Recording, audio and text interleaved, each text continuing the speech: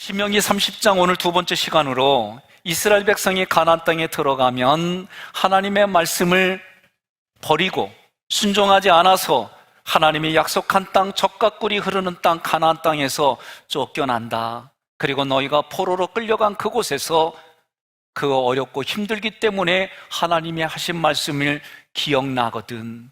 그 기억이 나서 하나님께로 돌아오는 그러한 태도를 보이면 하나님이 다시 젖과 꿀이 흐르는 약속의 땅으로 인도하겠다라고 하는 것이 오늘 신명기 30장의 말씀입니다. 먼저 우리는 생각해 봐야 됩니다. 하나님께서 아담에게 약속을 하셨어요.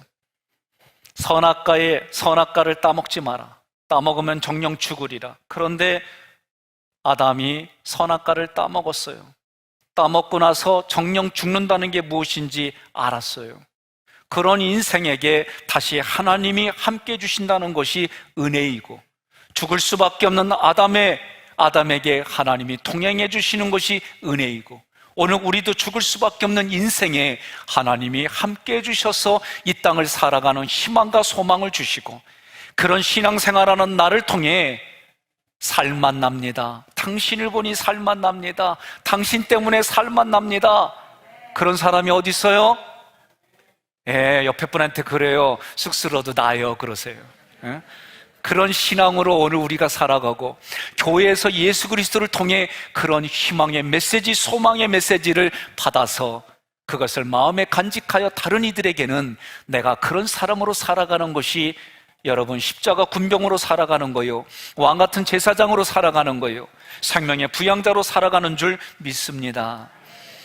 오늘 11절부터 20절의 내용은 한마디로 말하면 하나님의 사랑에 대한 이야기예요. 11절 함께 봉독합니다. 오늘 내가 너희에게 내리는 이 명령은 너희가 실천하기 어려운 것도 아니고 너희의 능력이 미치지 못하는 것도 아닙니다. 아멘. 이 명령이라고 하는 것은 앞부분에서 말한 1절부터 10절까지 말한 내용이에요.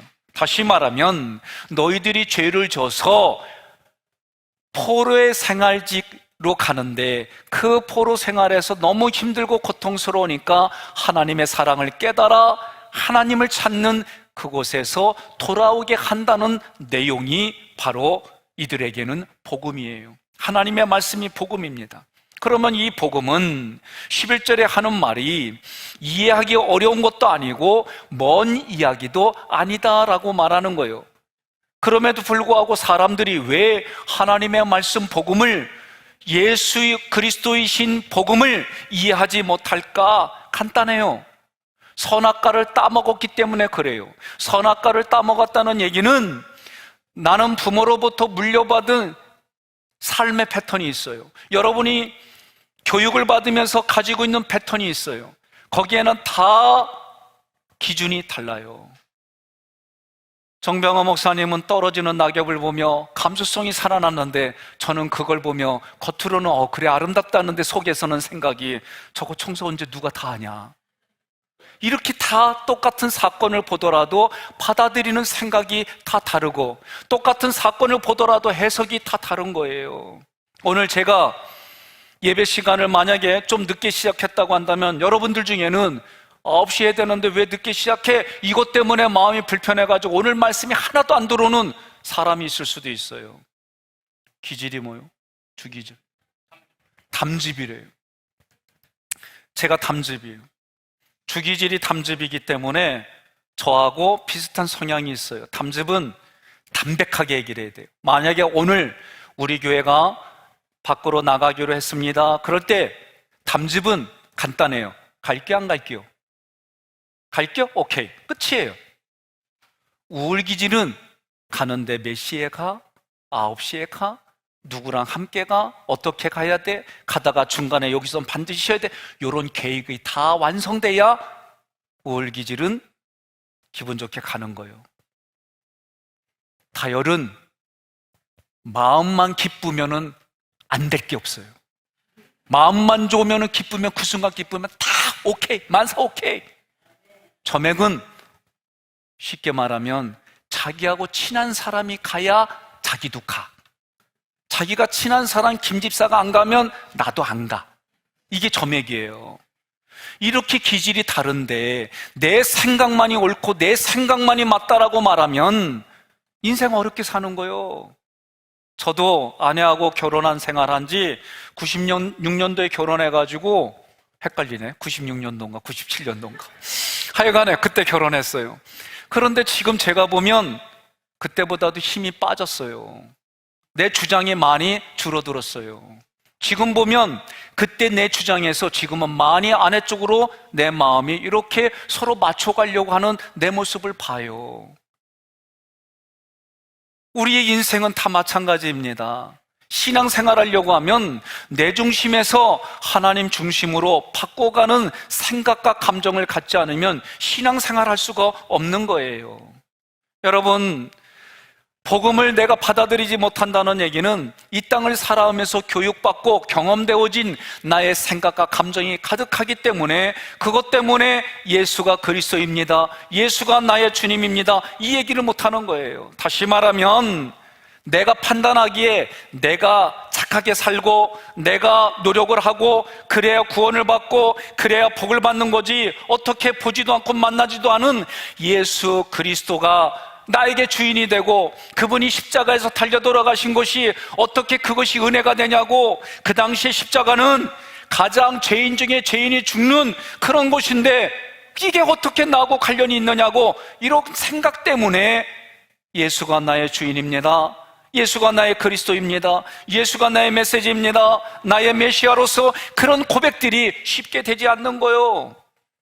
그러면 예수가 그리스도입니다, 나의 주인입니다, 살아계신 하나님의 아들입니다, 이런 복음의 내용을 깨달으려면 먼저 내가 가지고 있는 생각이 내려져야 되는 거예요. 다시 말하면 나를 드러내려고 하는 생각들이 다 내려앉아야 되는 거예요. 제 친구가, 고등학교 친구가 LG에 있다가 현대로 갔다 막 연구소를 이렇게 자꾸 옮겨요. 그래서 제가 야, 뭐 이렇게 많이 옮기냐, 한 곳에 있지, 진득하게. 그랬더니 저보고 야, 모르는 소리 하지 말어. 이게 30대 이야기예요. 모르는 소리 하지 말어. 나에게 가치를 더 알아주는 대로 내가 자꾸 옮겨야 이 사람들도 나를 가치를 알아주는 거예요. 저는 처음 들었어요, 그런 얘기를. 정말. 근데 요새 손흥민 선수가 있어요. 누구냐면 축구 선수예요. 여러분들에게는 제가 자세히 말해야지 예배드리고 찬양하고 기도하는 데만 있기 때문에 이런 걸 잘 모르셔요. 손흥민 선수가 축구 선수인데 영국에서 선수 생활해요. 계약 기간이 2년이 더 남았어요. 그런데도 구단이 다른 데로 뺏길까봐 더 큰 계약 조건으로 계약을 하려고 서두르는 거예요. 뉴스를 보니까 대략 9천억 원이 안 된대. 아유, 3부는 그래도 하는 분이 나와서 내가 감사해요. 2부 때까지는 헛소리도 안 나와. 여러분, 세상은 그 사람의 능력, 그 사람의 가치 다 돈으로 평가하는 거예요. 저는요, 내가 정했어요. 나는 시간당 2천만 원짜리 강사예요.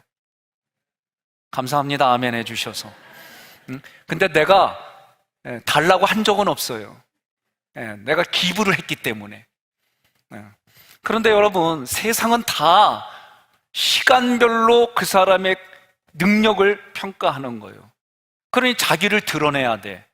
나의 상품 가치를 사람들이 보기 좋고 듣기 좋고 내 능력이 이래라고 자기의 이력들을 써나가야 사람들이 아, 그렇구나 라고 인정해주고 상품 가치가 있다라고 얘기를 하는 거예요. 그런데 신앙생활은 그런 나의 가치를 그 가치보다 더 뛰어나신 분이 하나님입니다 라고 고백하는 거예요. 그래서 내가 드러낼 것은 그분 앞에 나의 가치보다 더 큰 하나님 앞에 내세울 게 없기 때문에 나는 죄인이로소이다 라고 표현하는 거예요. 그러므로 복음이 내 안에서 깨달아지려면, 하나님의 말씀의 위대한 말씀이 나에게 소망이 되고 희망이 되려면 내가 아무것도 아닌 존재입니다 라고 자기의 의의를 내려놓는 거예요. 자기의 교만, 자기를 드러내려고 하는 것이 깨워져야 하나님의 말씀이 내 마음판에 새겨지는 겁니다. 그런데 그런 자기 자신의 실체를 보게 하려고, 자기 자신을 바르게 보라고 하나님은 죄 짓는 사람을 내버려 두는 거예요. 여기 있던 라이터 어디 갔어요? 라이터 좀 주고 옆에 서세요. 아니, 그거 말고요. 조그만 라이터.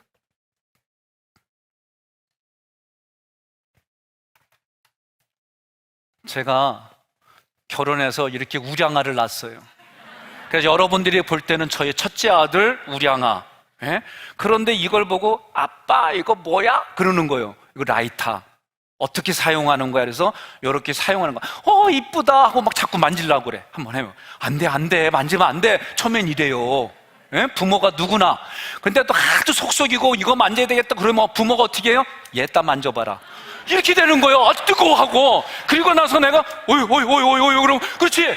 이렇게 지금 성경이 이 얘기를 하는 거예요. 어?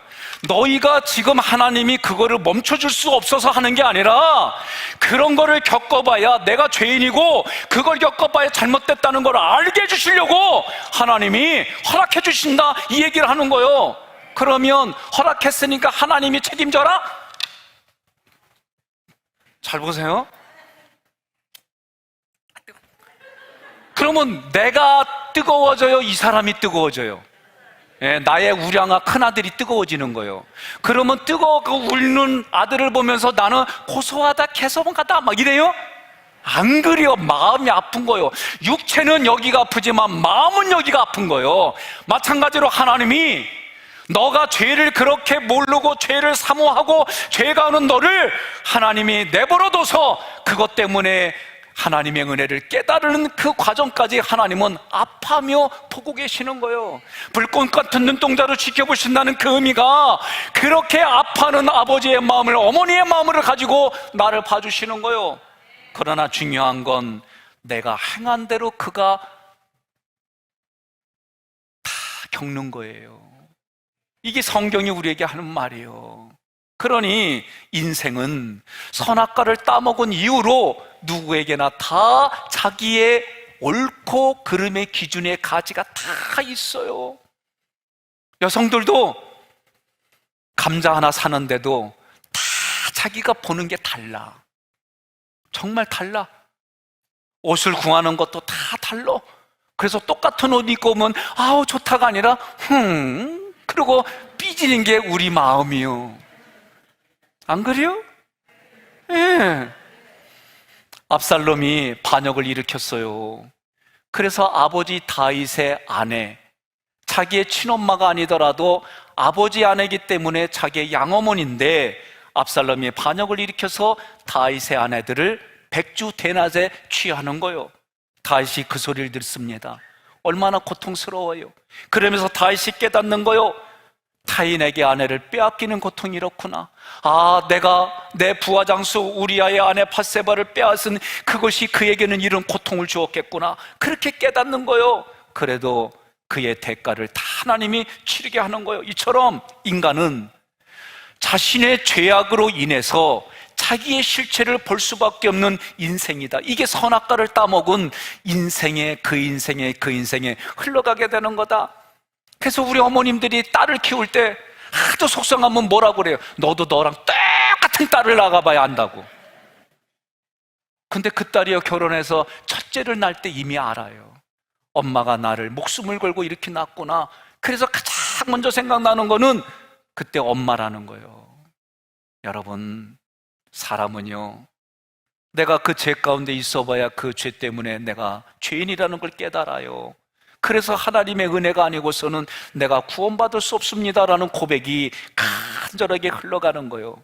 이런 내용들이 예수가 그리스도입니다, 살아계신 하나님의 아들입니다, 이런 복음이 전혀 새로운 것이 아니다. 12절로 13절 함께 봉독합니다. 이 명령은 하늘 위에 있는 것이 아니므로 너희는 누가 하늘에 올라가서 그 명령을 받아다가 우리가 그것을 듣고 지키도록 말하여 주랴 할 것도 아닙니다. 또한 이 명령은 바다 건너에 있는 것도 아니니 누가 바다를 건너가서 명령을 받아다가 우리가 그것을 듣고 지키도록 말하여 주랴 할 것도 아닙니다. 아멘. 여러분, 신앙의 생활을 하다 보면 저도 처음 97년도부터 제가 설교했던 내용들을 보면은요, 많이 바꿔요. 성경에 대한 갈급함이, 말씀에 대한 깊이에 대한 갈급함이 다른 분의 설교도 듣고 또 연구도 하고 주석도 보고 원어도 보고 다 하는 것들을 보면서 그때의 제 설교하고 지금 보면 많이 달라요. 전도사 때 이 얘기를 들었는데 귀에 와닿지 않았어요. 왜? 그때는 나만큼 잘하는 설교가 없거든. 최고로 잘하는 줄 알았어요. 지금 보니까 너무 많아. 그때는 다 그런 생각을 가져요. 자기 도취에 빠져요. 내가 최고인 줄 알아요. 여러분, 그런 사람들이 말씀의 깊이, 말씀의 갈급함에 있는데 그때 신천지를 만나면 사람들이 혹하고 빠져요. 왜? 교회에서 가르쳐주지 않은 내용들을 듣고 와, 맞아 그래요. 아니요, 그거 복음 아니에요. 잘못된 거기 때문에 가르쳐주지 않는 거예요. 여러분, 비유를 들어서 말할 때에는 해석이 다양하게 나올 수가 있어요. 그러나 그 모든 해석의 핵심은 예수가 그리스도요 살아계신 하나님의 아들이다라는 복음이 분명해야 되는 거예요. 어떤 이들은 하늘에 올라가서 직통계시를 받아서 말한다고 하는데 그건 복음 아니에요. 복음은 새로운 것이 아니에요. 하나님이 이미 우리 마음에, 우리 입술에 주었다라고 했어요. 요한복음 14장 26절 함께 봉독하겠습니다.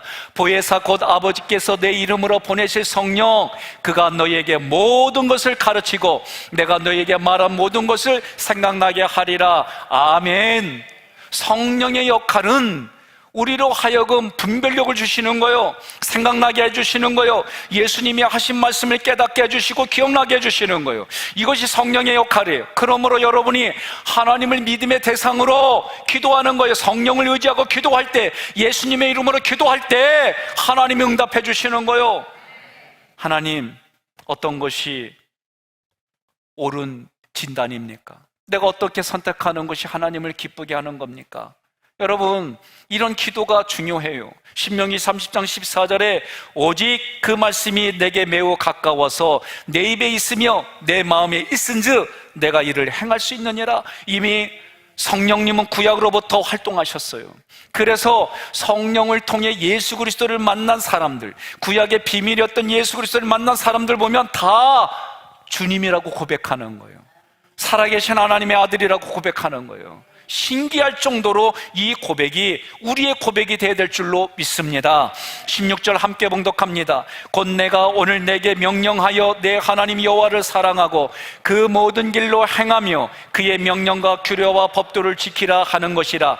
그리하면 내가 생존하며 번성할 것이요 또 내 하나님 여호와께서 내가 가서 차지할 땅에서 내게 복을 주실 것임이니라. 아멘.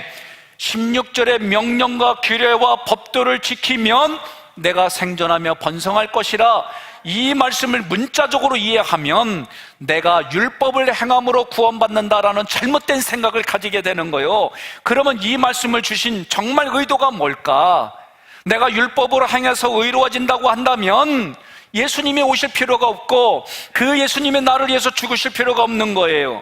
다시 한번 명령과 규례와 법대를 지키라는 말씀의 뜻을 함께 다시 나눌 거예요. 지키면, 샤마르, 이 단어는 하나님의 말씀을 내 마음판에 귀하게 여기는 거예요. 그래서 간직하는 거예요. 네? 그 말씀을 마음판에 간직하는 거예요. 그러면 그 말씀이 내 마음 안에 있는 생각과 감정을 바꿔주시는 거예요. 하나님의 것으로 바꿔주시는 거예요. 이것이 생존하게 된다, 그 얘기요. 두 번째, 번성한다라는 이 단어는 한마디로 말하면 성장하고 증가한다, 그런 뜻이에요. 내가 하나님의 말씀을 귀하게 여겨 마음에 간직하면 내가 하나님과 연합한 자가 되어서 그 말씀이 내 육체에 비해서 다른 사람에게 흘러가고 이 흘러간 말씀이 그 사람에게 심겨져서 그도 하나님과 연합하여 산 자가 된다, 그런 뜻이에요. 여러분, 그래서 여러분과 저는 뭐요? 생명의 부양자다, 살리는 자다, 생명을 살리는 자, 생명을 살려내는 자, 살아있는 자, 이것이 오늘 여러분과 저의 신앙생활의 핵심인 줄로 믿으시기를 바랍니다. 그래서 여러분과 제가 선교하고 전도한다는 것은 내가 먼저 하나님의 말씀을 들어서 내가 먼저 구원받는 거예요. 너가 구원받고 그 구원받은 그 기쁨과 감동으로 구원받은 삶의 자세로 고민하며 내가 살아가는 그 일들이 다른 사람에게는 덕으로 비추어지는 거예요. 그것이 덕으로 감동으로 비추어져서 하나님을 영접하고 하나님 앞에 살아가는 존재로 되는 거예요. 여러분, 사도행전 3장 1절로 10절에 보면 태어나면서부터 앉은뱅이였던 거지가 나와요. 저는 거지하면 생각나는 게 어렸을 때 시골에 밥 먹을 때 되면 거지들이 참 많이 왔어요. 거지들이 오면 그때 우리 집에는 문을 열고 들어가면 봉당이라는 게 있어요. 알아요? 어떻게 알아요? 여기 도시에서? 여기도 도시가 되기 전에는 촌이었죠. 여러분, 문을 열고 들어가면 흙으로 된 봉당이 나와요. 그러면 거기에 앉은뱅이 의자를 딱 놓고 우리 세 남매하고 엄마하고 아버지하고 동그란 밥 누는 데다가 비벼가지고 서로 이거를 먹는 거예요. 근데 꼭 밥 먹을 때 되면 거지가 와. 근데 이 거지가 오면 꼭 아버지는 내 옆에 앉혀. 이 양반은 숟가락 큰 걸로 한 번 퍼갈 때마다 네 번 먹어가니까 어쨌든 나는 빠르게 두 번 먹는 거예요. 어쨌든 그랬던 그때가 기억이 나요. 또 거지하면 생각나는 게 평택에서 아니 옷도 곱게 잘 차려입고 자기 직업은 거지래. 그래서 저한테 손을 벌렸어요. 그래서 제가 고민하다가 10,000원을 줬더니 기분 나쁘다고 집어던져. 그래서 내가 아니 10,000원을 집어던지냐 했더니 이거 자기를 뭘로 보고 이거 주냐? 그런 사람을 상거지라고 그래요. 상거지는 진짜 사기성이 너무 농후해. 그런데 오늘 앉은뱅이였던 것, 태어나면서부터 앉은뱅이였던 거지는 어디서 출퇴근하냐면은 다른 사람들이 늘 성전 미문의 앞에다 데려다 주는 거예요. 그러니까 이 사람은 믿음이 있어요. 제가 볼 때는. 왜 그런지는 조금 이따 얘기할게요. 이 사람은요, 지나가는 분들에게 구걸하는 거예요. 자기가 직업은 그렇게밖에 살 수가 없으니까. 그래서 그렇게 구걸하는 거예요. 그런데 어느 날 베드로하고 요한이 그 앞을 지나갑니다. 똑같이 한 푼 줍시오, 한 푼 줍시오 하는 거예요. 중동으로 말하면 $1, $1, $1 이러는 거예요. 가봤어야 알지. 이 양반들이 사람들 지나가는 관광객들한테 애들이 쫓아다니면서 어른이고 다 $1 이래요. 그리고 주면은요, God bless you 딱 그래. 얘네들이 안 주면 저주해버려요. 그런데 어찌됐든 우리는 뭐 늘 어렸을 때 70년대 80년대 참 많았어요. 그런 분들이. 오늘 미문에 있던 이 사람도 그렇게 얘기하는데 베드로와 요한이 말합니다. 내게 은과 금은 없지만 내게 있는 이곳을 주노니 곧 나사렛 예수 그리스도의 이름으로 일어나 걸으라 그랬어요. 그랬더니 상거지는 안 받아들였을 거예요. 근데 이 사람은 그 말씀을 그대로 받아들인 거예요. 받아들였더니 다리에 힘이 생겨서 일어났어요. 걸었어요. 뛰었어요. 그런데 그게 목적이 아니요. 목적이 뭐요? 찬양하며 성전으로 들어갔다 그랬어요. 그러니 여러분, 누구하고 가까이 해야 돼요? 말씀을 전하는 자들하고 가까이 하세요. 말씀을 전하는 곳에 가까이 오세요. 예? 많은 분들이 요새 그런 여행을 해요. 편하게 신앙생활에다가 현장 가려고 그러니까 힘들대. 여러분, 예수님 믿는 것은 편리를 추구하려고 하는 게 아니에요. 하나님 앞에 나를 드리는, 구별된 나를 드리는 그거의 예배예요. 여러분, 지금 바이러스라고 하는 것에 내가 포로로 잡혔다는 걸 깨달아야 돼요. 하나님 앞에 이걸 놓고 기록할 때 주신 분도 하나님이고 거둬가는 분도 하나님이시고 치료하는 분도 하나님이라 믿는다면 내가 어디에 포로가 됐느냐? 분명히 하나님은 포로로 잡혀가서 거기서 하나님을 깨닫게 해주시고 하나님이 약속한 곳에 돌아오게 해주신다는데 자기 자신에게 물어봐요. 내가 어디에 포로로 잡혀서 내가 지금 무엇을 두려워하는지. 하나님만 두려워해야 되는 거예요. 그런데 우리는 하나님이 아닌 것에 두려워하고 거기에 포로로 잡혀서 원망과 불평과 그런 근심으로 살아가는 거예요. 코로나 때문에 무서우면은요, 마스크 쓰고 거리 두고 예배 한 번 드려지면은요, 그 코로나 무서운 게 사라져요. 아멘 할 때까지 할 거예요, 제가. 제가 얘기했잖아요. 저도 처음에 이거 너무 두려웠다고. 그런데 이런 수치 저런 수치 다 확인해 보니까요, 감기 센 거보다도 덜 돌아가셨어요. 무슨 얘기냐? 그렇게 강력한 게 아니라는 거예요. 앞으로 더 강력한 게 생겨요. 그러면 여러분과 제가 하나님 앞에 예배드리는 이 현장에 바이러스가 많으면, 제가 그랬잖아요.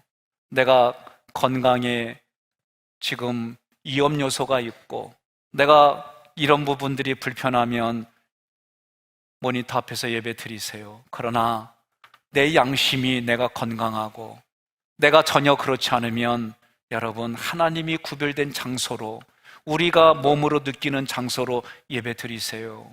그거는 다른 것과 비교할 수가 없어요. 저도 두려움으로 2주간 처음에 교회 폐쇄합니다. 그리고 예수 믿지 않는 또는 믿는 자녀들이 걱정돼서 연락이 왔을 때에, 또 면역력이 약한 어린아이들 때문에 많은 고민을 했어요. 그러면서 자료를 찾아보고 여러 의학계에서 정부의 다양한 곳에서 얘기하는 자료들을 수집하고 내린 결론이에요. 거리 제한 주시고 마스크 하면은 괜찮습니다. 그러면 면역력이 없는 분들도 요 방역만 잘 지키면 괜찮아요.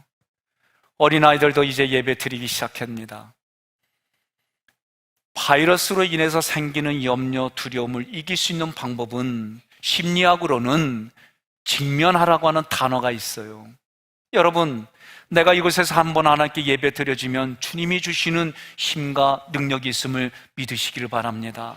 그래서 여러분의 신앙이 이제는, 제가 그것 때문에 고민할 때 민중약국에 계시는 우리 집사님이 그 얘기를 했어요. 목사님, 앞으로 이 바이러스는요, 감기처럼 생각하고 사셔야 돼요. 마찬가지예요. 오늘날 이 바이러스는 없어지지 않고 더 강력하게 변합니다. 그래서 변종이라고 하는 거예요. 이거는 늘 있는 가운데에 여러분 삶을 어떻게 살아야 되는지 찾아내야 되고, 신앙생활도 이런 일들이 늘 일상적인 곳에 신앙생활하는 거예요. 저도 조심하면서 계속 신방 다 해요. 초청하는데 저 다 해요. 하나님 앞에 기도하며 우리 모든 목회자들이 정상적으로 지금 다 진행을 해요. 그러나 조금이라도 위험하면 서로 격리할 거 하고 서로를 위해서 지금 그렇게 하고 있어요. 오늘 우리들 자녀들에게도 가르쳐야 됩니다. 제가 어렸을 때에 읽은 책들을 보면 지금처럼 수조가 발달되지 않았을 때에 동해 안에서 잡은 물고기를 서울까지 싱싱하게 살려서 보내려면 어떻게 될까? 그들이 쓴 방법은 천적을 거기다 집어넣는 거예요. 그래서 그 안에서도 천적한테 잡혀먹지 않으려고 발버둥 치니까 서울의 도착지까지 싱싱한, 이게 그 당시 수준이에요. 지금은 다양한 방법으로 하는 거예요. 오늘 우리 자녀들에게도 마찬가지예요. 이들이 건강하고 강건하고 도전력 있고 세계와 민족을 향해 나갈 수 있는 힘을 길러주시려면 여러분, 이 아이들이 세계에서 바라보는 눈을 갖춰줘야 되고, 그것에 대한 정보의 지각이 있어야 되고, 영적인 분별력을 길러줘야 되는 거예요. 그것이 가장 중요한 게 뭐예요? 시작이 뭐예요? 예배예요, 예배. 그 예배의 힘을 길러주지 않으면 이런 일들은 생길 수가 없어요. 지금은 제가 볼 땐 다니엘 시대와 같아요. 나라에서 예배를 드려라 말아라 하는 그런 시대에 가만히 보면 다니엘 시대와 비슷해요.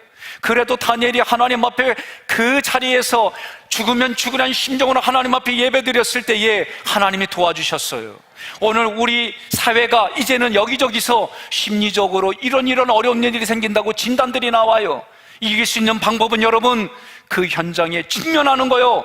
우리 신앙인들에게는 예배에 직면하면 하나님의 도와주신 믿음을 가지고, 그리 아니했을지라도 믿음을 가지고 여러분 예배대로 승리하기를 주님의 이름으로 축복합니다. 베드로와 요한이 그 안에 있었던 것은 은과 금이 아니라 그 마음 안에 하나님의 말씀, 복음이 있었어요. 그것이 그에게 흘러가서 같이 하나님께 경배하는 자로 만들었어요. 16절, 내가 가서 차지할 땅에서 내게 복을 주실 것이라 그랬어요. 땅, 에레츠라고 하는 단어는 우리가 발로 밟는 이 땅이에요. 그러나 성경의 문맥적으로 내면을 얘기를 하면 우리 마음을 말해요. 복은 하나님이 의도하신 상태로 있는 거예요. 그러므로 내 마음의 밭이 기경되어져서 하나님의 형상과 모양으로 내 마음의 땅에 심겨져 있는 것이 복이다라고 지금 말하는 거예요. 그러므로 말씀이 우리 마음을 열매 맺기에 합당한 하나님이 의도하신 상태가 될 수 있도록 좋은 흙으로 내 마음을 기경시켜 주시는 것이 내게 차지할 땅에서 좋은 복을 주신다, 내게 복을 주신다, 그 말씀이요. 여러분, 하나님의 의도대로 하나님이 기뻐하는 자리에서 하나님이 듣기를 원하는 언어를 써가며 여러분 살아가시기를 바랍니다. 같이 살아간다고 해서 다 그런 게 아니에요. 여러분, 똑같은 거를 겪더라도요 달라요. 지금 바이러스로 인해서 많은 사람들이 흔들려요. 이미 마태복음 24장을 통해 얘기했어요. 진리와 비진리의 싸움이에요. 하나님의 말씀에 기근이 있을 수밖에 없는 현장에 우리가 있어요. 하나님의 말씀이 흘러가고 그 말씀이 내 마음판에 새겨지면 그 말씀 때문에 살아가는 우리 삶의 자리가 다른 거예요. 그 자리가 천국이요, 그 자리가 복을 받은 거예요. 믿으시면 아멘 하시기를 바랍니다. 17절로 18절 함께 봉독합니다. 그러나 내가 만일 마음을 돌이켜 듣지 아니하고 유혹을 받아 다른 신들에게 절하고 그를 섬기면 내가 오늘 너희에게 선언하노니 너희가 반드시 망할 것이라. 너희가 요단을 건너가서 차지할 땅에서 너희의 날이 길지 못할 것이니라. 아멘. 말씀을 버리면 어떤 특징이 있어요? 유혹을 쉽게 받아요. 미혹을 쉽게 받아요. 미혹을 쉽게 받지 않으려고 하는 마음을 있다면 하나님의 말씀을 마음판에 새기면 유혹을 쉽게 받지 않아요. 내가 미혹을 쉽게 받았다는 얘기는 다른 말로 말하면 하나님의 말씀이 없다는 얘기예요. 그러면 유혹을 받으면 어떤 현상이 생겨요? 다른 신을 섬겨요. 비진리에 있게 돼 있어요. 비진리에 있으면 어떻게 돼요? 망하는 거예요. 여러분, 하나님은 지금 신명기 30장의 말씀은 일어나지 않을 일을 미리 걱정하는 게 아니에요. 하나님은 이스라엘 백성의 말씀을 버리고 우상 숭배에 빠지는데, 그래서 너희가 쫓겨나서 어려움을 겪을 때에 내가 한 말을 기억하라. 그래서 하나님께 돌아와라. 하나님을 찾으면 하나님이 다시 너희를 돌아오게 해주겠다. 이곳이 하나님의 은혜예요. 다시 말하면 아담이 하나님과 함께 거닐던 곳에 쫓겨났어요. 그럼에도 불구하고 하나님이 아담과 함께 거닐어 주셨어요. 이게 은혜예요.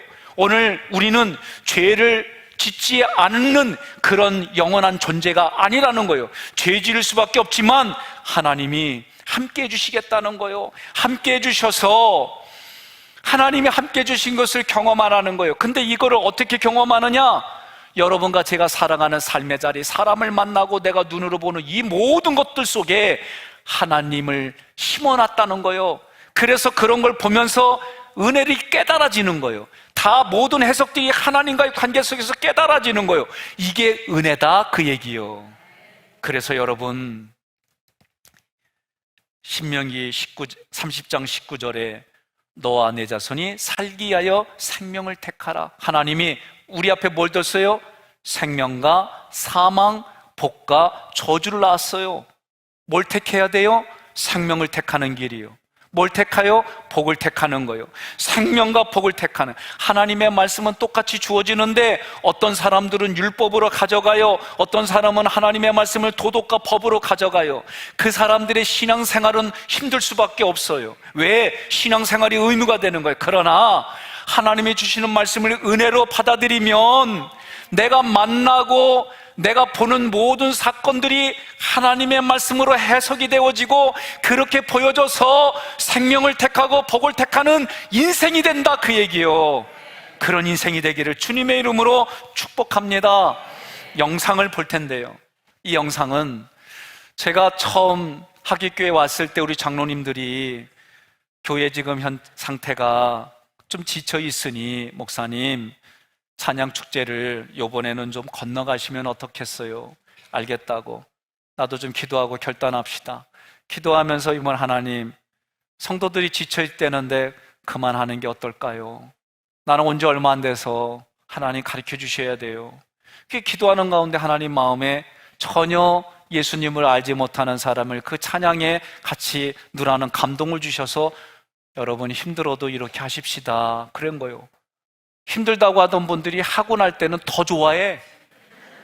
그리고 하고 났더니 너무 기분 좋대. 그렇게 하고 싶어도 지금 못 하잖아요. 하고 싶어도 못 하잖아요. 그래서 교회들마다 하는 데를 찾아보니까 부천 쪽에 기둥교회라는 데가 있어요. 거기 보니까 거기는 오늘날처럼 인터넷을 이용해가지고 그렇게 준비들 해가지고 하더라고. 그거 보니까 우리도 할 수 있잖아요. 내년 된 그렇게 할게요. 그래서 미리 아무도 없는 곳에 와서 준비를 하고 해가지고 그거 하고 해보려고 그래요. 여러분 오늘 영상 보세요.